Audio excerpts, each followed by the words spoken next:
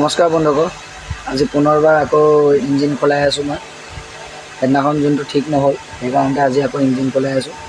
আপোনালোকে চাওক ভিডিঅ'টো। এয়া মেকানিকে খুলি মেলি আকৌ ঢাকি মেলি থৈছে আৰু ইয়াৰ পাছকেইটা এয়া চাওক। ইঞ্জেক্টৰ আজি আকৌ দুটা খুলি গ'লগৈ, সেইকাৰণতে লৈ মেলি গৈছে চাফা কৰিবলৈ কাৰণে। চাওক গাড়ীখনৰ বেমাৰটো কি আপোনালোকে জানে যদি আপোনালোকে ক'ব। মানে চাইলেঞ্চাৰ দি আপোনাৰ কেঁচা তেলৰ ধোঁৱা মাৰি আছে আৰু পূৰা গোন্ধাই ডিজেল আৰু ইঞ্জেক্টৰটো আপোনাৰ ফুলি যায় খালি। সেইদিনাখন 2 নম্বৰটো ফুলিছিলে, আজি 1 নম্বৰটো ফুলিছে।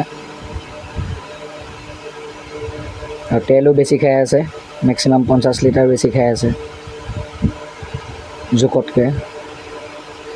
আশা কৰোঁ আপোনালোকে জানে যদি কমেণ্ট কৰি মেলি জনাব।